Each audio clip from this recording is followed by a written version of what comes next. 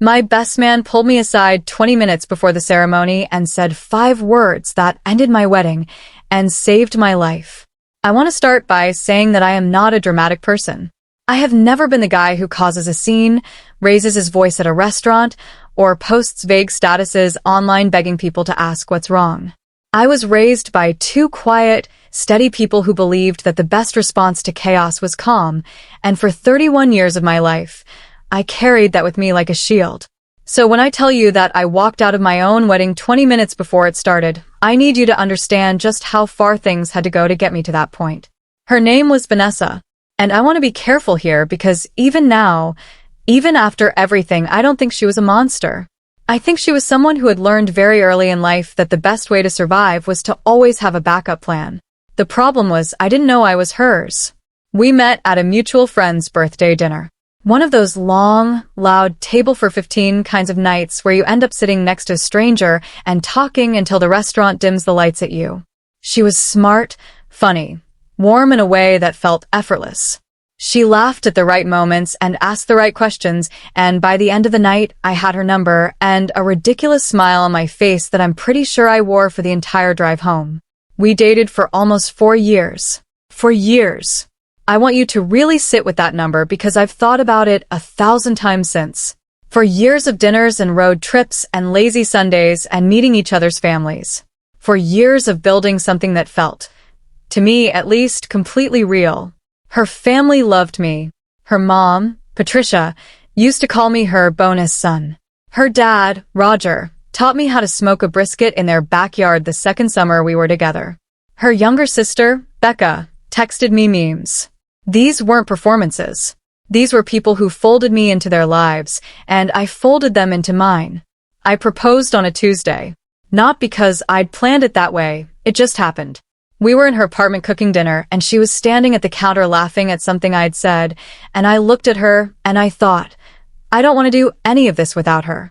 So I stopped what I was doing, got down on one knee right there on her kitchen tile with no ring yet, and I asked her to marry me. She cried. I cried. We ordered takeout, because we forgot about the food on the stove. We picked out the ring together 2 weeks later. She wore it like it was part of her skin from the moment we left the jeweler. The next 14 months were a blur of venues and caterers and RSVPs and dress fittings. We settled on a venue about an hour outside the city, a beautiful old estate with a stone courtyard and ivy on everything. The kind of place that looks like it was built specifically to host the best day of your life. We had 212 guests. Our rehearsal dinner the night before was perfect. Everything was, as far as I could tell, exactly on track. Now, my best man. His name is Marcus, and I have known him since we were 7 years old. He was the first person I called when I got my driver's license, when I got into college, when I got my first real job. He was sitting in the waiting room when my dad had his surgery 3 years ago. He is the definition of a person who shows up, and I don't say that lightly. There are people in your life who say they'll be there, and then there is Marcus, who just is there every single time without being asked. I need you to understand who Marcus is because I need you to understand why what he did next was the hardest thing he's ever done in his life. The morning of the wedding was controlled chaos. My groomsmen and I were getting ready in a suite at the venue's attached inn.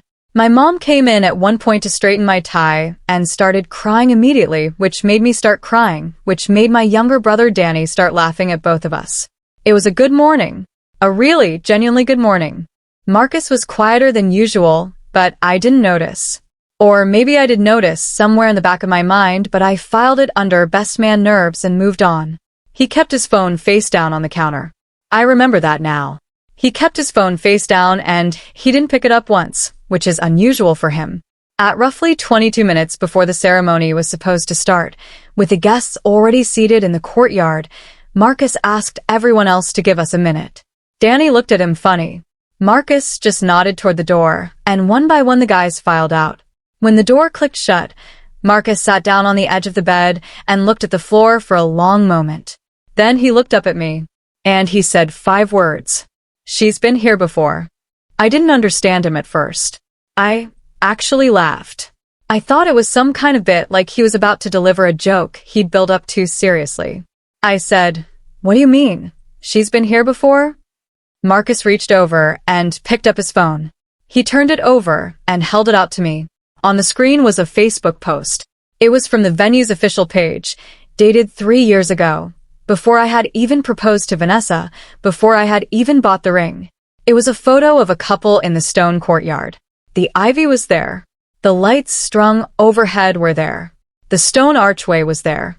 One of the people in the photo was Vanessa, in a white dress, standing next to a man I had never seen before in my life. The caption read, "Congratulations to our beautiful couple. Wishing you a lifetime of happiness." I stood there for a very long time without speaking. Marcus said quietly, "I found it last night. I didn't sleep. I didn't know what to do. I almost didn't tell you." "Why are you telling me?" I asked, which is a strange question, I know, but I don't know what I was. I wasn't angry yet. I was somewhere beneath anger, in the place that anger hasn't reached yet. "Because you're my best friend," he said. "And because you deserve to know who you're marrying." I sat down. I stared at the photo.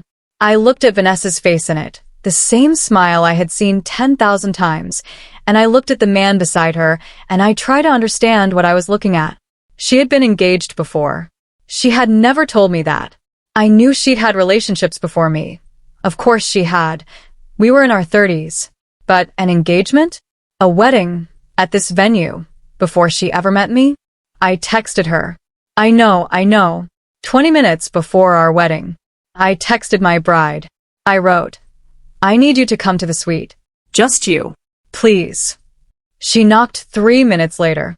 She came in and she took one look at my face and her expression shifted in a way I had never seen before. Not surprise. Something more like recognition. I showed her the phone. She didn't deny it. I have to give her that. She sat down across from me and she looked at the picture and she took a slow breath and she said, "Okay." Yes. I was engaged before. At this venue, I said. Yes. You picked this venue. Yes. Why? I asked. And I meant it in every possible way that word can be asked. She said his name was Daniel, that they'd been together for 6 years, engaged for 1, and then the engagement had fallen apart 8 months before they were supposed to get married. She said she had always loved this venue, that ending things with him had felt like losing the life she'd planned, and that when she found me, when she fell in love with me, she'd wanted to try again. She'd wanted to come back here and do it right this time. "You should have told me," I said. "I know," she said. "I know. But I was afraid you'd think it was strange, that you'd say no." And here's the part that broke me open. It wasn't the secret itself, though that was bad enough. It wasn't the venue, though that felt like something I'd need a long time to process. It was what came out of her mouth next, almost like she didn't realize she was saying it. "He's here, by the way," she said. "Daniel. He RSVP'd as a friend of my cousin's. I only found out 2 days ago. I was going to tell you after the honeymoon." The room went very quiet. "He's here," I repeated. "He's already seated in the courtyard. Your ex-fiancé, the man you almost married at this venue, is sitting in the seats at our wedding." She didn't say anything. I stood up. I took off my jacket. I hung it over the back of the chair very carefully, very slowly, because I needed something to do with my hands. Then I turned to Marcus and I said, "Can you ask the officiant to hold for a few minutes?"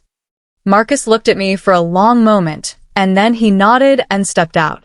Vanessa and I talked for 45 minutes.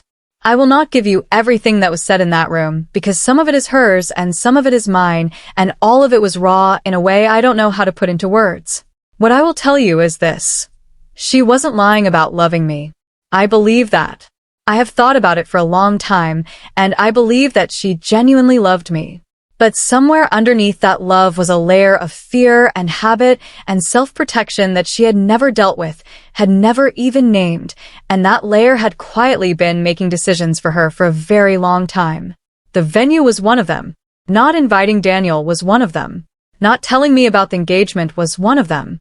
And there were others she admitted to in that room, small ones, things I had filed away as quirks or coincidences that were actually her always keeping a door slightly open.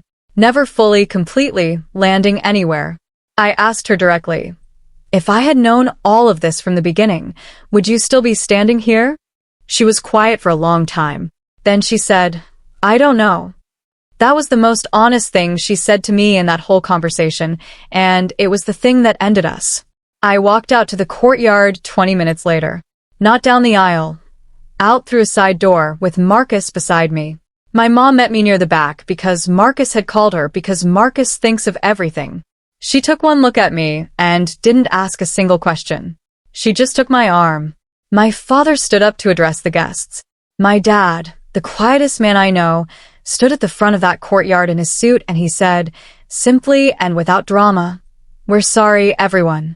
The wedding will not be proceeding today. Thank you for being here. Please drive home safely. And that was it. There was no scene. No confrontation with Daniel. No screaming, no drama in the parking lot. Vanessa left with her family. I left with mine. Marcus drove me home and sat with me until 2 in the morning and we didn't talk much, and that was exactly what I needed. The weeks that followed were the hardest of my life, and also the strangest because I was grieving something that had not died, something that had simply turned out to be different than what I thought it was. Vanessa and I exchanged a few texts, practical things mostly. She returned the ring. I signed off on the vendor refunds. We did not see each other again. I went to therapy. I want to say that plainly without dressing it up because I think there's still too much stigma around it and I needed it more than I can explain. I spent a lot of hours in a small office with a kind woman named Dr. Ewan, figuring out not just what had happened, but what I had missed and what I had allowed myself not to see. Because here's the truth I had to sit with. Some of it I already knew. Not about the engagement, not about the venue, not about Daniel. But the feeling that Vanessa was always slightly somewhere else, always keeping a part of herself in reserve. I had felt that, and I had chosen, over and over, to explain it away. To say she was just private, just guarded, just needed more time. I had built the story I wanted instead of reading the one in front of me. That is not a failure. That is what loving someone looks like when you're trying your hardest. But it is also something worth knowing. I am doing well now.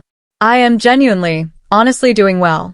I spent the following year learning how to be alone in a way I hadn't been in 4 years, and it turned out I was okay at it. I picked up woodworking, which Marcus calls my healing hobby and which I call my thing Marcus keeps asking me to make shelves for. I reconnected with friends I'd lost track of during the relationship. I did a lot of very long, very quiet drives. And eventually, cautiously, with eyes more open than they'd ever been, I started seeing someone new. I won't say much about her because her story isn't mine to tell and things are still new, and I am still learning how to not armor myself so much that nothing can get in. But I'll say this. On our 3rd date, she asked me a question I didn't expect. She said, "What's something you wish you'd asked an ex that you didn't?" And I thought about it. And I said, I wish I'd asked her if she was really here. Like really here. Not in the past, not planning ahead. Just here. She looked at me for a second and then she said, "That's a question I can answer." And she did. I don't know if Vanessa ever figured out what she was running from. I hope she did. I hope Daniel was at that wedding because they had both grown and healed and found their way back to each other in a healthy way. I hope she found her version of really being here. And I hope Marcus knows, though I've told him, and he waves it off because that's what Marcus does. That what he did in that suite was one of the most courageous things one person can do for another. He could have stayed quiet. He almost did. He told me later that he sat in his car in the parking lot for an hour that morning, rehearsing what he was going to say, talking himself into it and out of it and back into it again. He chose me. He chose the harder, scarier, more painful version of friendship. And it saved my life, not in the dramatic sense, but in the real one. In the sense that I got to stop building something on a foundation that wasn't solid and go find something that was. That's the whole story. That's all of it. What this story teaches us, a message worth sitting with. Before we close out today, I want to take a few minutes to talk about what we can actually learn from a story like this, because I think there's a lot here that goes beyond the drama, beyond the wedding chaos, beyond the headline. These are real human patterns that play out in relationships every single day, and recognizing them could genuinely change the direction of your life. 1. Secrets in relationships are almost never just secrets. Vanessa didn't hide her past engagement because she was a bad person. She hid it because she was afraid. Afraid of judgment, afraid of losing something, afraid of what it said about her. But here's what we know to be true. Secrets in intimate relationships are almost never isolated. They grow roots. They connect to habits, to fears, to patterns of behavior that quietly shape everything around them. When you catch yourself hiding something from a partner not because it's irrelevant, but because you're afraid of what they'll think, that is a signal worth paying attention to. Not to punish yourself for it, but to ask, what does this fear actually need? Addressing that honestly before it becomes a crack in the foundation is one of the most important things you can do in a relationship. 2. The people who tell you the hard truth are the ones who actually love you. Marcus almost didn't say anything. He nearly chose the comfortable silence. And we understand that impulse. It is genuinely, deeply hard to walk up to someone you love on one of the most significant days of their life and hand them something that's going to shatter it. But true friendship, true love of any kind, is not about protecting someone from hard truths. It is about trusting that they are strong enough to handle reality and respecting them enough to give it to them.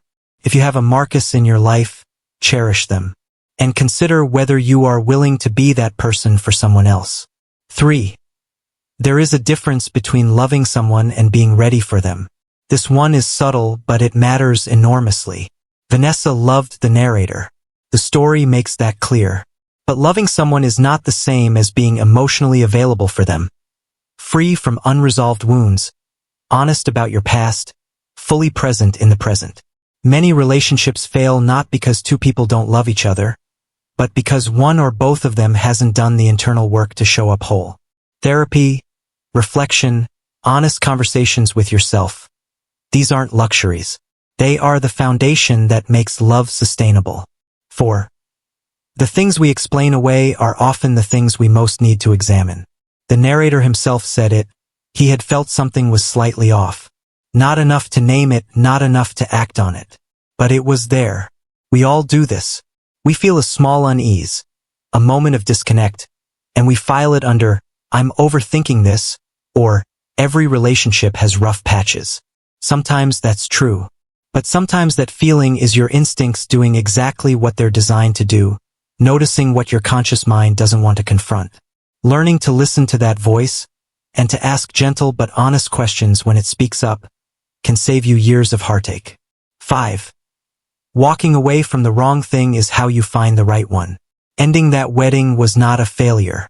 It was, as painful as it was, an act of profound self-respect. And the narrator's life. His healing, his growth, his woodworking hobby, his new relationship. All of that became possible because he was willing to let go of something that looked right from the outside but wasn't built on solid ground. There is no courage in staying somewhere you know is wrong because leaving feels too hard. The braver thing, almost always the braver thing, is to trust that what's true and good will still be there after the hard part is done. 6. Healing is not linear, and it's not something you do alone. Therapy, long drives, a friend who sits with you until 2 in the morning, a mom who asks no questions and just takes your arm. Recovery from a heartbreak this size doesn't look like a straight line from broken to fine. It looks like grief and clarity and confusion and small joys and more grief, and it requires community. If you are in a painful season right now, please hear this. You do not have to process it alone. Reach out to the people who love you. Seek professional support if you can access it. Healing is not weakness. It is actually the whole point. Thank you for spending this time with this story. If something in it resonated with you, if you recognized yourself somewhere in these words, I hope you found some comfort in knowing that you're not alone in it. These are human experiences. Imperfect, complicated, deeply human experiences. If the story moved you, share it with someone who might need to hear it today. And if you're going through something similar, know that the other side of it is real, and it is worth walking toward. Take care of yourselves. We'll see you in the next one.